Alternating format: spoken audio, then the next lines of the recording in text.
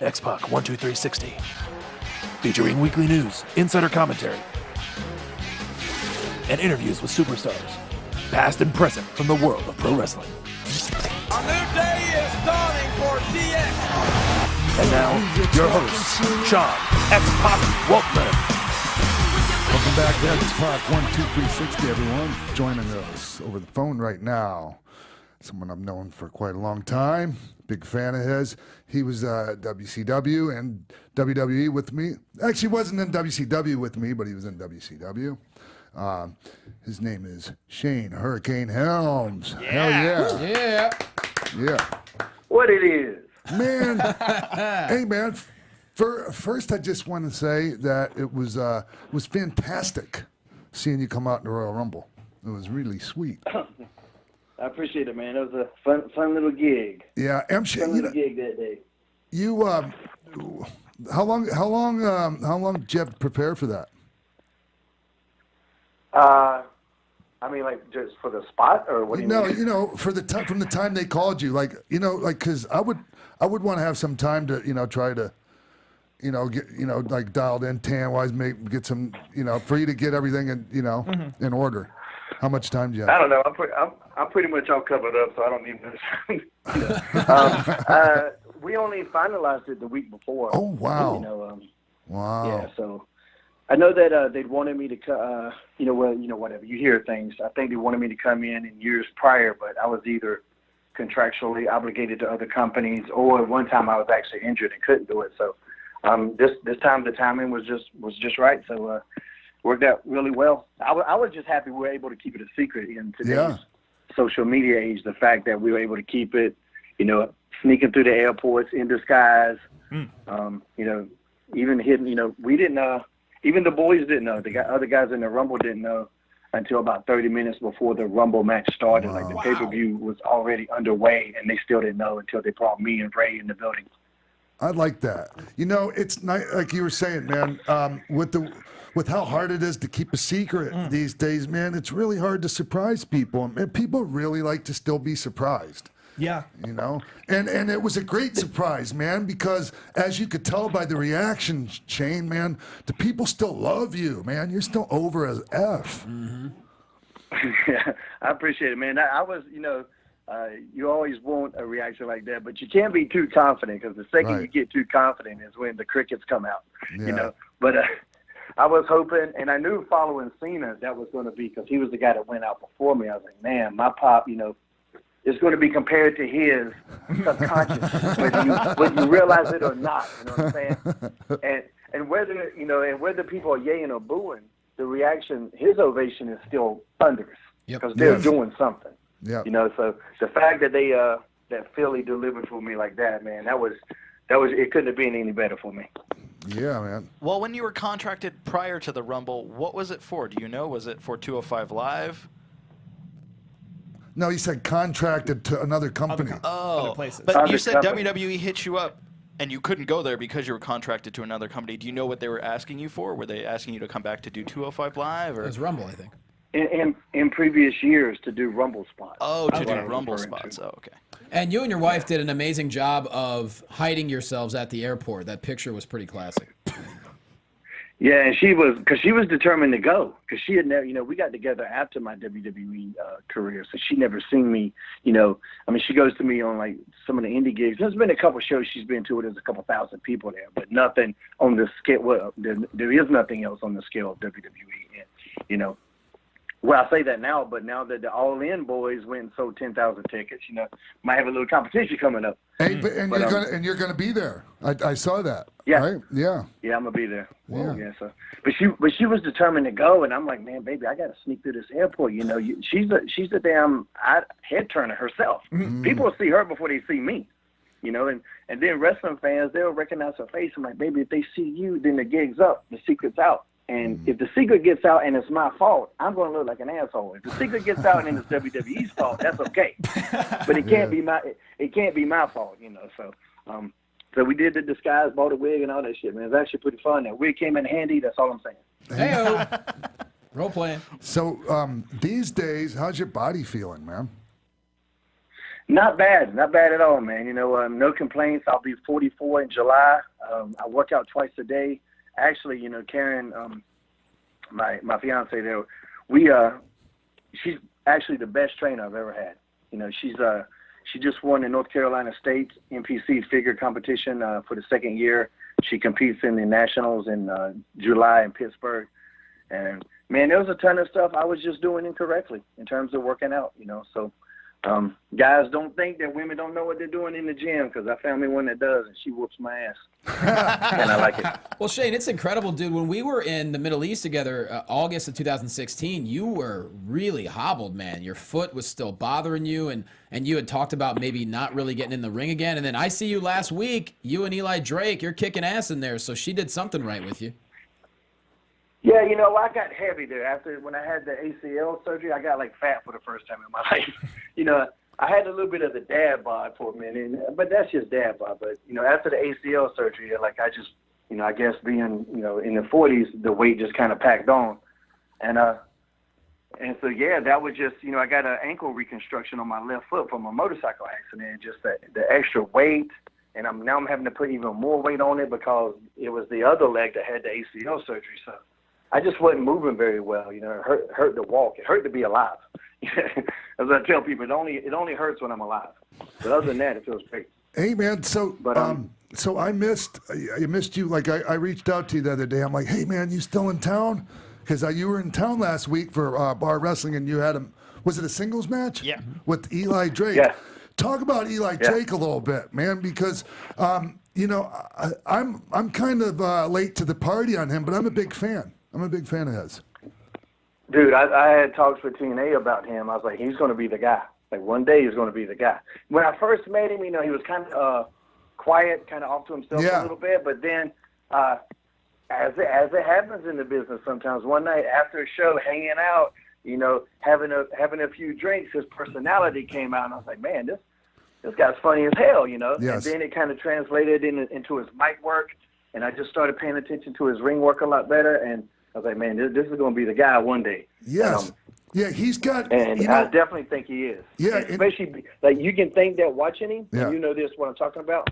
But the test is if you get in there with him, the instincts that certain guys have that you know can't be taught, he's got them. So he's definitely something special. Yeah, and like there's not a lot of chinks in his armor, man. No, not really. Not really. He can kind of do it all. Yeah. You know, he can do a lot of the styles. He can go airborne if he needs to. You know, he's in a lot better shape than a lot of the indie guys, which is, you know, probably 9 times out of 10 he doesn't need to get aerial, but he has the ability. Very athletic, good punches, good kicks. He can talk. He can talk his ass off. That was probably the funnest part of our match, because, you know, I mean, that was, you know, my gift too. Like, I built that whole Hurricane thing off of promos. Yes. You know, I got over in the back. But the ring stuff was just, you know, that kind of was the icing on the cake, I guess. But, you know, I got over with promos. So that was the best part of our match, was me and him going back and forth. Yeah.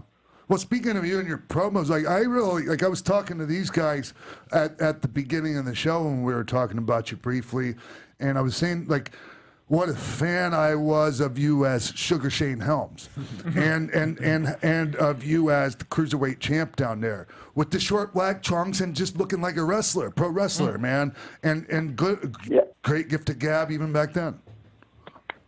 Yeah, you know, I mean, that was how I envisioned myself. What I was all in the indies, I was a wrestler. You know, I had a pretty good amateur background, and I studied all the different styles. You know, much like yourself. You know, I studied Japan. So the UK stuff, you know, World of Sport, that type of stuff. I had only a few Lucha Libre tapes. Negro Costas was my guy. Yeah. You know, for whatever reason, he was the guy I liked the most. And I just tried to really combine them in something. So, like, it was never in my mind to be the Hurricane. That was a WWE idea that was presented to me. And, you know, I mean, I wasn't sure about it, but it ended up being the most successful thing I did. But the reason I actually did that heel run as Gregory Helms was because, like, I was so good at the comedy, stuff, that, like, the company itself forgot that I could actually do the other stuff. Yeah. You see what I'm saying? It's like, of course, it's kind of like how Jerry Lawler was. Like, Jerry Lawler was such a great commentator that Vince would only let him commentate. Like, the people that have only seen Jerry Lawler's WWE career they don't know how great he was in the ring. Man, you're not So, kidding. Go ahead. No, I was just saying, you're not kidding about Jerry Lawler, man. I mean, I had a match with him 2 years ago. We had a match at the halftime of the Memphis Grizzlies game in a ring that was set up like 100 feet above, like it was like 100 feet up. It was so scary. I was scared shitless. Jesus. But anyways, you know, it was like it was the same Jerry Lawler I worked with like 25 years ago on Raw. Or 20 years ago on Raw. I mean, you know, I'm getting heat on him, and he calls for me to give him a backdrop. What? You know, like, I don't know, 67 years old, whatever. But yeah, dude. If anybody that's watching, you go back and watch some of his old stuff, and like, you know, there's a couple of those accounts on Twitter that pop up good stuff with Jerry, and that'll just make me go back and watch it, man. Some of the maybe the best puncher. You know, if he's not the best puncher, he's in the conversation. He is, you know, absolutely. he's definitely in the conversation. Wow. And what I was saying was because he was so good at this one thing, they didn't let him do the other. And like that's kind of what happened with me with the Hurricane, because I was funnier than everybody else. Yep. That's all they wanted me to do, and it kind of made people forget that I could actually go in there and, you know, tackle, drop down, get it again, kid. Sure. Hey, that's kind of what that whole Gregory Helms run was about, was just to remind them what I could do. Gotcha. So are you saying that like at some point you became kind of frustrated, like with being kind of like typecast? So to speak? Yeah, a little bit. You know, not frustrated. I wouldn't say frustrated, because I was having so much fun. I loved being the Hurricane. You know, once I was in that groove and I made it my own, like I was having fun. But I know what the potential could have been. But I also knew what the guys in charge, they had a different idea what the potential was. Yeah. And I recognized that. They were only going to let me do so much, you know. And so once you plateau, you better make some changes, you know, or else you're going to just, you know, kind of flatline career-wise. So, you know, I just wanted to make some changes and kind of remind them what else I can do, you know, just change it up a little bit and see what would happen. And, I mean, that Gregory Helms run was probably my best body of actual work in the ring and stuff like that of my career. You know, but the merch didn't fly off the shelves by any stretch of imagination. Yeah, well, I mean, that's what happens, though, right? I mean, yeah, I get it. But, I mean, was it worth it? It was, because Vince took care of me on the pay-per-views and stuff. You know, I was still on everything. I was on every show, and I talked to Vince about that, because I didn't want to be the tweener heel. I didn't want to be the heel that sold merch, because, you know, there are two different kinds of heels. You know, there's the true heels and there's the tweener heels. The tweener heel is going to make a lot more money. That's going to be your Rock, kind of your Ric Flair. Those are the guys that are they're the bad guys, but you still love them to death. So that's, you know, I wanted to be the guy that you hated. I wanted to be Buddy Roberts. Yeah. You know, I wanted to be Tully Blanchard. I want to be the guy that didn't sell the merch, but because you hate me so much, you're going to love the heels even more, and you're going to love the other baby faces even more. You know, it's kind of it's a psychological tool. Like, I don't know if I talked to you about this before, but it's like Silence of the Lambs, where Hannibal Lecter wasn't the heel. Buffalo Bill was the heel. Yes. Buffalo Bill was the one you hated. Yes. And the effect was that you liked Hannibal even more because he was such an interesting character. Yeah, man. So that's what I was. I wanted to be Buffalo Bill, but without the tuck. And I feel like nowadays there's without the tuck. yeah. I don't look great in lipstick either, but you know. But, you know, it is what it is. You snuck that one in good, Shane. Put the lotion in the basket. But yeah, I feel like there's not enough of that nowadays. There's not enough guys that are just willing to say, I want to be hated. It's everyone saying, I want to be bad, but I want to be cool at the same time. So I agree with you on that one for sure. Well, what kind of merch? Well, the reward isn't as good financially. That's the thing. You have to be really, you know, unless you got a boss that understands what you're doing. You know, and that's why I had to make sure, like, listen, had to talk to the boss, Vince, and like, this is what I'm doing, and this is why I'm doing it, and you know, my merch is going to suck here, you know, and so I don't even want T-shirts, you know, cause that's why I went with you. I didn't even have a nickname. I was just Gregory Helms. Wow, yeah. No hook. There's no hook. There's no nothing. I didn't want to give people anything to like about me. So who were your like in that run as a heel? Who were the guys you liked to work with the most at that point? Probably Matt. You know, Matt Hardy was. It was a real because he was in a real rut. He'd gotten some of that backstage heat. Yeah. And was kind of plateaued himself. And it was that run with me that kind of pulled him out. So I was really on a personal and professional level, happy about that I could help my buddy like that. Yeah. But we had really good chemistry. I loved working Jimmy Yang. Oh, yeah. Jimmy's very understated and uncredited in what he can actually do in the ring. You know, all the cruiserweights I had a good time with. I was trying to get more guys in there because I kind of just ran through that whole division over and over and over. Yeah. But I got to work with. I mean, I got to work with everybody during that run. Taker, Rey Mysterio. The Taker match was fun. It's one of my favorite performances. I get my ass kicked. Sure. But as a performer and the job that I was given, the assignment that I was given, you know, it was one of my favorite performances. Hey, so, you know, I don't know if I ever asked you this in private or when you were on the show the other time. Do you have a preference, like working with guys our own size or bigger guys? No, I don't mind either or. Okay. I always, You know, I mean, I like big guys that work like big guys. Yeah. That makes it easier. And I like little guys that realize they're little guys. Like, I don't like getting there with some little guy that thinks he can power bomb me 9 times and he probably can't even pick me up if I didn't let him. Because of the cruiserweight thing, like this has happened ever since I left WWE. You know, I'll get booked against the cruiserweight again in whatever, you know, ABC indie company, and I'll get there and that guy's 130 pounds. Yep. You know, the cruiser, and I'm 6 foot. You know, and I walk around until I got down to 205 recently. I walk around 215. You know, so I'm 6 foot 215, and every time I show up, it's always, oh, you're a little bit bigger than we thought. Yeah. Every time, and I go, yeah. And then, you know, these guys got all these really great creative ideas, but physically they can't pick me up. Right. You know, and that can get a little scary with somebody you don't know. You don't know these guys. It's hard to trust somebody you don't know. You don't know what their background is. You know, and all it takes is one bad spike, and you know you could be done at any time. So that was difficult, but I generally do okay with everybody. So I don't.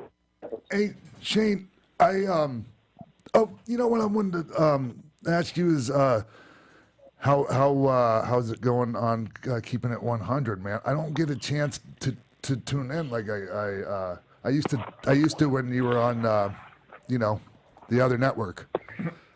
But we have a lot of fun, man. We have Yeah. a lot of fun. It's about as diverse a podcast I think as there could be. You know, we don't really have like a legit format. It's just kind of all over the place at all times, and we got Disco at all times, which, as you know, he's I don't want to call him special needs because I feel like that would be insulting a special needs person, and I don't want to do that. right. But he's close. He's close. He's right there on the door. You know, he's our Make-A-Wish guy. I like the chemistry. that's how I like the chemistry you guys have on there, and you know, I encourage anyone that hasn't checked it out to do so because, man, a lot is put into making that show for everyone, and it shows, or you can tell when you listen to it, man. It's an excellent show, and Conan's always been Always on. yeah, always. Yeah, he's always in our reign too. Yeah, no doubt. You know, man, I don't do that. I don't do that anymore, man. But if I'm hosting my show, like I won't have a puff or anything like that earlier on. He'll man. do it right in the middle of a segment. You can hear it in the background. You can hear the bubbles. Hey, whatever works. Well, he's It'll keeping be it like 100, right when I'm giving a punchline, right when I'm delivering the good line, I can hear in the background like, So Shane, you mentioned being down give to me a beat here. So you mentioned being down to 205. We're talking about the cruiserweight division. Yeah. You're the longest reigning cruiserweight champion ever. 2-part question. In the modern era that we have, it's almost microwave. Things happen so fast. Do you see anyone actually holding that title long enough to break your reign? And secondly, what would you do to establish even more interest in 205 Live today? I mean, records are made to be broken. So Sure. if they tell a good story, like it's not something that I would find that I would be personally sad about. You know, Right. my record was organic. It wasn't designed to be like that. It just kind of happened, and I think that those type of records are cool, or cooler than like, hey, let's just go do this just to break the record. You know, if it happens organically, it'll be a lot better. As far as 205's got to do, They're doing some good stuff. You know, the guys that they got, they're growing. Their star power is growing, but that's still what they're missing. They're still just missing stars. You know, like I really hate the whole Enzo situation, what all happened to him, and I don't know all the details, so not getting into it. But he was a star there. That's right. He was a guy that brought attention to the show, and he was a guy that I would have loved to have worked with if I was Hurricane. Yeah. You know, he would have been a perfect heel. You know, he would have been the Joker to my Batman. He would have been perfect for me. But they just need guys that are, you know, that can talk and it seems authentic, and not guys just that are like some of the guys there and they're playing pretend wrestling. Right. You know, it doesn't come off as a real gimmick. You know, like that. That's what made my Hurricane thing work, was that people believed that I believed. You know, and that's the part of acting. You know, it's the difference when you watch a movie that has good acting and bad acting. Like, I don't care what the story is. If the acting's bad, it will throw you off. And so the same thing in wrestling. Like, if the person can't pull off that character well enough, if you don't believe that they believe in it, it's going to take something away. And sometimes you don't even know, you don't recognize that that's what's happening, but it is. Yeah. Well, you had that Green Lantern tattoo, man. We knew that was authentic. That was, you know, I mean, that's how the idea came about. Hey, man, speaking of pulling characters off, how about Bobby Lashley's sister, Nell skit? Oh, man. One of those guys is my little buddy from North Carolina. Mr. Everything is his gimmick. Oh, really? He can do everything, apparently. Yeah, so he can. He said that it was his twin cousin. Okay. He said that was my twin cousin, but it was him. It's, you know, I mean, that's kind of a throwback to some of the crazy shit he's doing storyline wise. You know, not necessarily something that I was expecting from Bobby Lashley. Yeah. You know, a couple of weeks ago, I didn't think we were going in this direction. So, No. But wrestling is a lot of let's see what works, and there have been stranger things that have worked. Here's my thing on that stuff, man. Like, it just reeks of, like, you know, late 90s, early 2000s. You know, like, I want to say, hey, you know, the late 90s called and they want their, you know, segment back or whatever. I'm shocked it left the writer's room. I don't know how it made it to air, but but if you hear so many people going, man, I wish they'd go back to the Attitude Era. Like, well, that's some of the shit you would have seen in the Attitude. Like, people romanticize that shit a lot. They romanticize a lot of the Monday Night Wars, and you were there for a bunch of it. So you know what I'm saying? Like, man, it was really hot. And then you go back and you watch some of that shit, and you're like, yeah, I don't remember it being quite this sucky. No, but it was at the time. It was at the time, and it was great at the time. But, you know, it just, you know, and it's great. Like, I talk about this a lot, you know, it's okay, man, to get in the time machine to go back and visit, but man, it's not a good place to live, man. Always just thinking that, you know, everything back in the day was great and everything now sucks. You're right. Like, how would you know? You're not even living in the now time. I mean, I can't tell you how many people I come across that you do commentary for wrestling? Like, yeah, I do. They go, oh, yeah, you know, I don't watch it anymore, man. It was only good 20 years ago. I'm like, you know, I can't even argue with you because you're not going to change your point of view. Yeah, whereas the reality is wrestling was always wrestling. And it's bigger now than ever, but they're not going to hear that. Well, I tweeted something just yesterday or something I was talking about. Like, there are certain guys that used to be, even if they were in wrestling, and they bash it all the time. Like, well, if you don't even watch it anymore, how do you know? Right. You know, what is it that you know, I don't watch that shit. It sucks. Well, if you don't watch it anymore, you can't say that. Like, if you ask me to, you know, I haven't seen Deadpool 2, so I'm not going to tell you whether it sucks or whether it's great because I haven't seen shit. Right. Like, if you don't watch it, like, shut the hell up. Yeah. I mean, especially don't bash it. Just say I'm not up to date with it.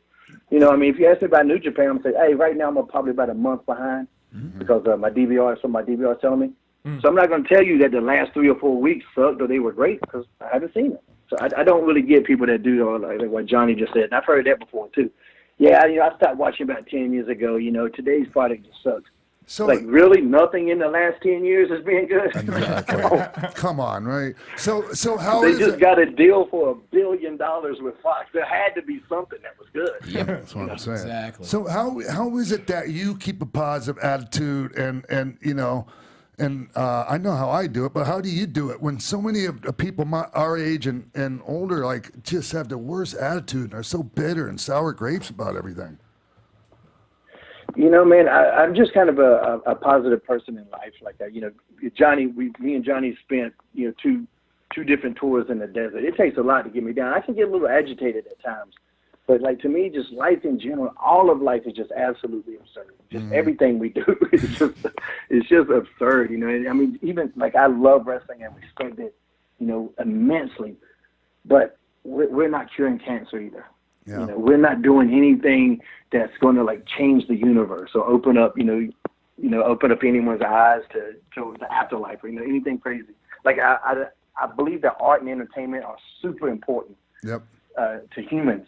You know, to be able to be entertained and escape the monotony of your everyday life. Right. You know, it's super important to culture. So, but at the same time, I can't take it too damn seriously, because especially I'm out there dressed up like a superhero. But even when I wasn't, I was like, you know, still at the end of the day, man, I just want to go find me a woman and have a good time. Like that's my goal. As long as I get laid at the end of the day, I'm gonna be happy. I said, I'm running around happy as hell. So who's doing it right? You know, right. I don't know. I mean, they made a lot more money than I was, but I was happy as hell all the time. So I don't know. Well, recently, last week, you were at Bar Wrestling, and you put out a tweet that when you got the please come back chance, it really, really made you feel good. I wanted to know, do you not get those that often, or it was just that crowd and that environment that brought it back to you? You know, no, I mean, I get a lot of stuff. You still got it all the time and all that, you know, it's real, but I think that was the first time I ever got that particular one. Like, I don't know if that one's been around all that much, you know. I think that was pretty new on the scene relatively. But I don't know, it was just a long, you know, it was a long day. I was exhausted, you know. I was supposed to go on early, but then a couple of the other guys needed to get out of there or something like that, and they wanted us to go on last because they needed the star presence in the main. So I was cool either way. It was probably the right match to go on last, but you know. So, but it was a long show, you know, long day, long travel, and then when you go out there and you nail it and everything's good, and you know, then you get that.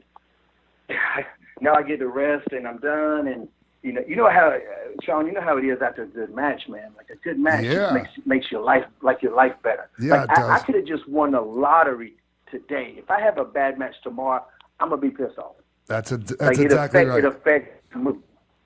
Yeah. It affects my mood. So when I have a good match, man, then I'm happy as hell, man, and I was really just feeling it. And then they hit me with that, and you know, I don't know, I can't really tell why, but it was something that really got to me. Yeah. You know. Hey, I'm a little sensitive bitch sometimes. Oh man, me too. Hey, whenever I'm involved in a shitty match, man, it hurts my feelings so much. It ruins like you're saying, man. It sounds like it's the same for you. It ruins my night, and it ruins and I'm down about it until I have a decent match. And sometimes that's months down the road, man. What? And that sucks. Yeah, I had one. I had a stinker, and the thing was, I don't know if I jinxed myself, but I mean, you just know how it is. Yeah. There was a run where I was having really good matches, really good shows, and I was on Keeping It 100, talking to Conan and others, and they're going, "I'm due for a stinker. I know it's coming. I know it's. I can feel it. Because that's just how it is. There's going to be one. There's always one on the horizon, just waiting for your ass. And so, and I had this show in Wisconsin. There's 2,000 people there, man. Big show, and and the guy was in there with just wasn't ready. Shouldn't even been. I mean, he should have been sitting in the crowd, and they should have probably charged him double. He should not have been in the match, and it just was awful. I couldn't save it, couldn't bring it back. Lost my cool. Had to punch him in the mouth because he was stiffing me. Had to. Damn Yeah, I'm straight. from the old school. You get the receipt right away. Yeah. You don't get it after the business. That shit's coming. That shit's coming with the appetizers with me. Yeah. You know? So even after the show, you know, Dave Hero, you know Dave, of right? course. So we're, you know, he's hanging out. Joey Ryan's there, and you know, MVP. And I was like, it took me forever to kick out of the funk that I was in because of that. It affects my personality big time. I've wanted to, man, like honestly, before I had a match at that Bar Wrestling in front of that crowd last year. I think it was anyways, it was last year. And it was great. I had the same kind of experience as you. And right before that, I'm like, you know, contemplating, I think I'm done. I'm done at the end of the year. And then, like, after that match, I'm like, yeah, I just went out there and killed it. I don't think I'm done yet. So Yeah. that's what a good match can do for you. Yep. For sure. I was telling Joey after that match, I said, I think this is it, man. I said, everybody else wants to retire on top. I'm going to be different. I'm going to retire on the bottom. The very bottom. There's no way I can have a worse match than what I had tonight. So I think this is it. I think I go out on the bottom. I beat me. And it was great. The very next day, Joey sent me a picture. He goes, hey, man, I got a picture of your match last night. And he sent it to me, and it was a picture of a trash can. So after that match in Wisconsin, when you go back to the locker room, what does that guy say to you, or what do you say to him? Or is he clueless? Oh, dude, I was super hot when he came back, dude. This is how hot I was. I told the dude to quit. Oof. I said, dude, you just need to give up and quit. That's how mad I was. I was like, nothing could be that bad. And then I calmed down a little bit later, and he came over again. He ended up being like a nice guy. He like, man, you can hit me if you want. I'm like, what? I said, no, man, I ain't gonna hit you. I said, no. I said, you got your receipt in there. So that part's over. And then I talked to him. I was like, you just, once your head's close, I said, man, you're not ready to be out there. I get it if you're nervous. You can be nervous back here. So that's fine. But once we're out there, we're equal there. We got to be equal there. Because we got to perform. Yeah. And I was like, don't quit, but you need a lot of work. And so I kind of got him, because he was upset too. And we got past it, but still, I always feel like I can have a match with anybody, and that was my reputation in WWE. Yep. And one of the big compliments I ever got from Vince himself was, if you can't have a good match with Hurricane, we got a problem. That's right. And he don't like give out compliments, for nothing. They're pretty selective. So, so that one, like I said, it just took me a while to get out of that slump, but. I mean, the very next week I went and had another match, and it was great. And just like Sean said a while ago, I was like, oh, man, I could do this for another 5 years. Exactly. Right. So. That's exactly the mentality afterwards. Oh, geez, I don't see any end in sight now. You asked me how much longer are you going to do this? And the answer changes, from month to month. It does. So. Do you know how long that guy had been at it? Because you say he wasn't ready. Was he not ready for a match with you, or just not ready for a match at all? He wasn't ready. I don't feel like he definitely wasn't ready for a match with me, but he wasn't ready for a match. I don't think at all. He punched me in the ear on the lockup. Oh. and then we got to the corner, and he forearmed me in the other ear. And I was like, that's it. Here we go. And there was that receipt we talked about. Mm-hmm. Yeah.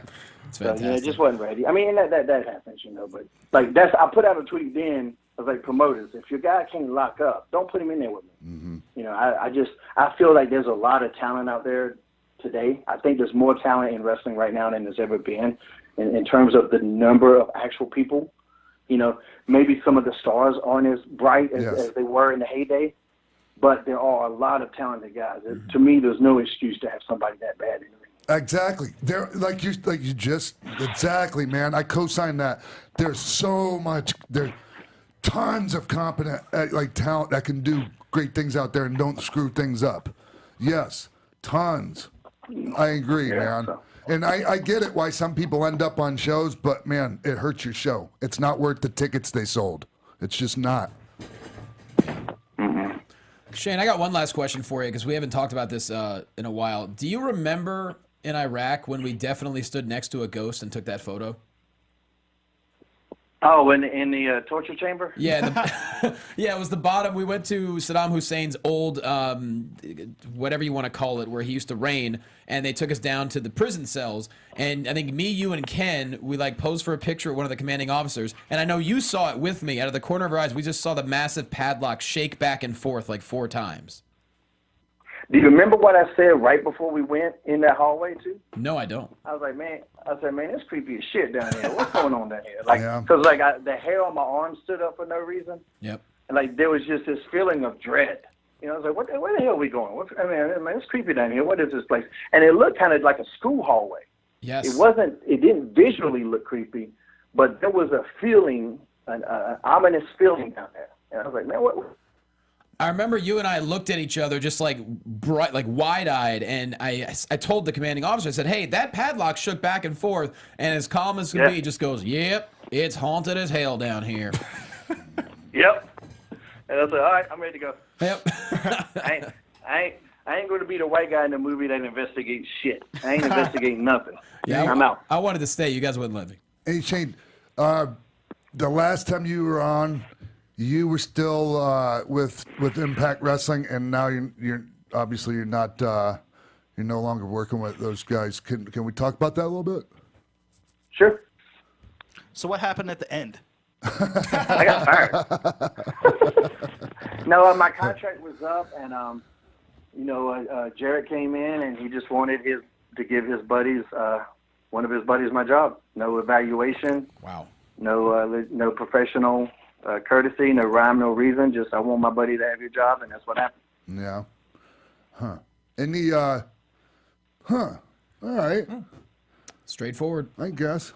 I just was because I know there was like a tweet you sent out. You know what, man? I don't want to bring all this shit up. Like, I'm sorry, dude. No, it's okay. I loved my time there. I mean, the way that it was handled at the end was bad and very unprofessional. And I just saw Jeff was actually at that Wisconsin show too. He came up, he shook my hand, I shook his hand, but he was like trying to talk to me, and I was just looking at him like, what the fuck? Why are you talking to me? Oh yeah, it's like that. that. I mean, I'm not going to hold a grudge for the rest of my life, but don't pretend. I'm not going to pretend that didn't happen. Right. I'm not your bitch. Don't pretend you didn't get over. So, shake the hand. I'll do the professional courtesy, but get the hell on. Gotcha. Well, did you enjoy working with Trevor Lee in Impact and bringing him up and having the connection from old Omega to new Omega with Trevor?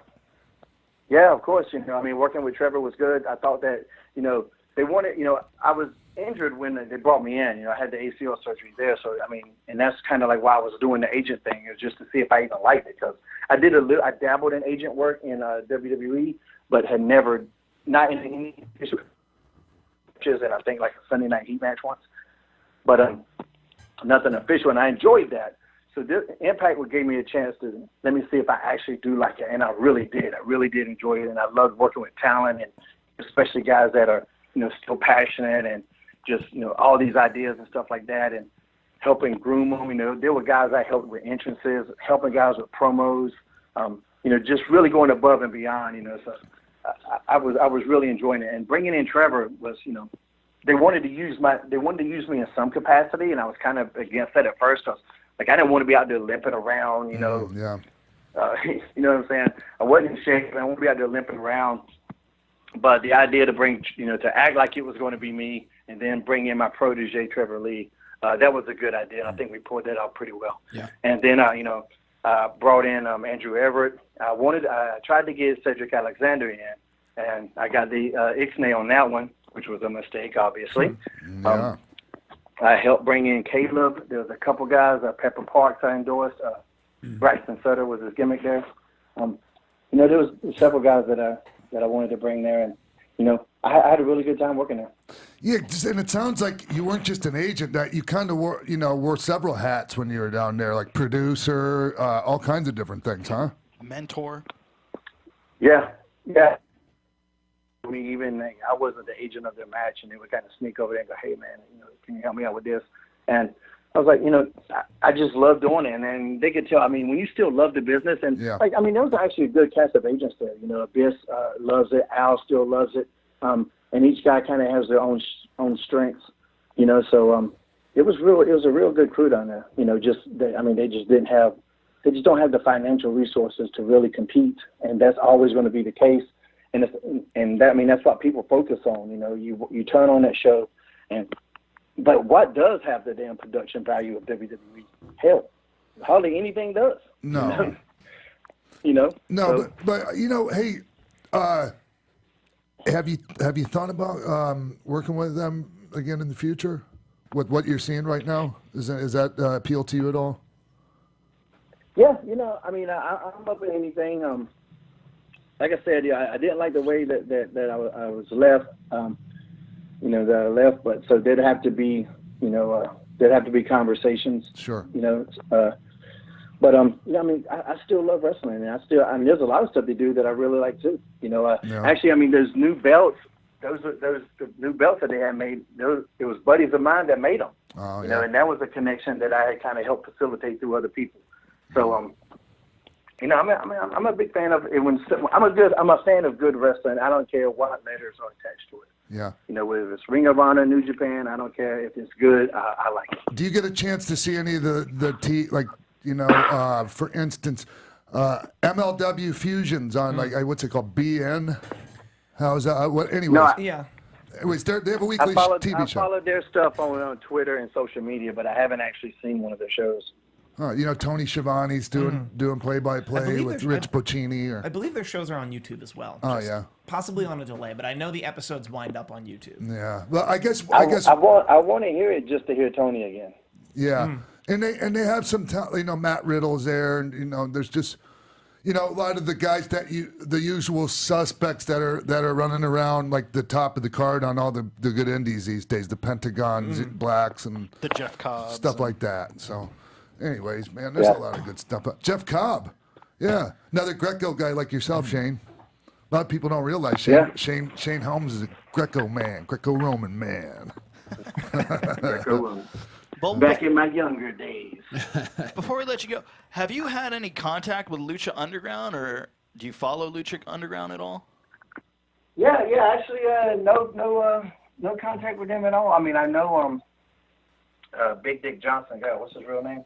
Krista Joseph. Krista Joseph. Yeah, I know him really well, but it's just never anything that came up. I don't know if there's any reason. I mean, there wouldn't be. Not that I know it. No negative. I got along great with them, so not really. No. I think they use a lot of guys that are close, though.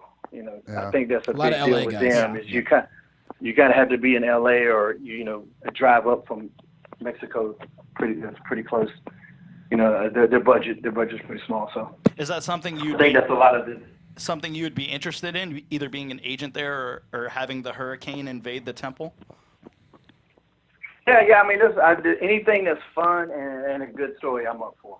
You know, I like doing programs with companies as opposed to just the one and done. You know, the one and dones, they're good for what they are, but I like to deal with companies and say, hey, how about if I come back and we do a couple of different things, and you always get more out of that. But a lot of companies want to do just the one and done. But in my experience, especially over the last couple of years, fans get invested when especially the quote unquote TV guys come back. Yeah. If we do something and after the match, like, no, hell no, I'm gonna be back next month.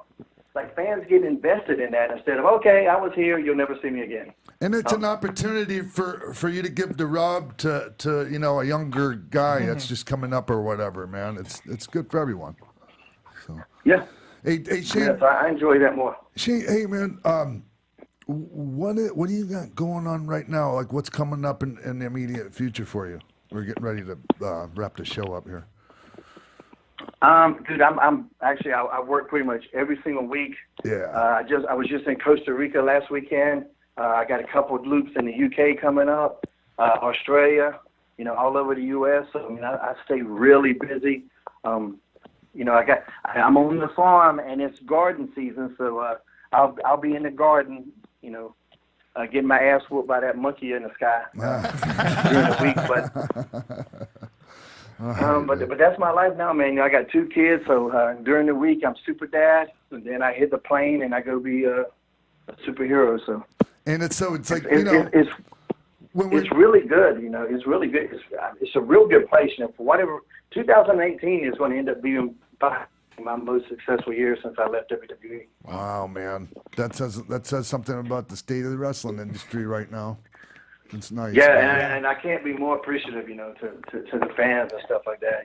Just they really, you go through spurts of when, I kind of with that character anyway. A lot of it's that gimmick character. People kind of just like the superhero thing. Maybe it's me. I don't know. It's half and half. Half me, but that gimmick, is a lovable character. But like just the last 2017 was really good, and 2018 is just like something kicked back into gear, and the fans are really taking to a lot of stuff. All the crazy shit I put on social media is really, fans are really digging that, and like you know, that's actually been a real big boon. You know, the whole Rumble appearance happened because of something I posted on Instagram. Yeah.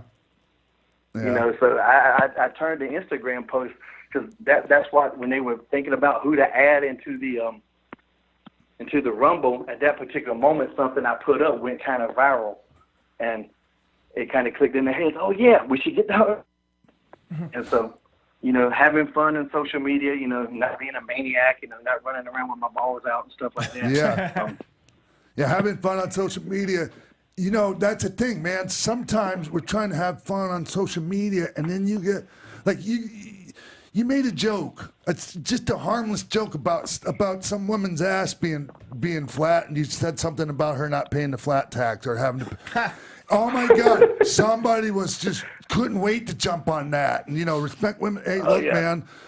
No one, like, very few people respect women or like all the stuff that's going on nowadays more than I do, but.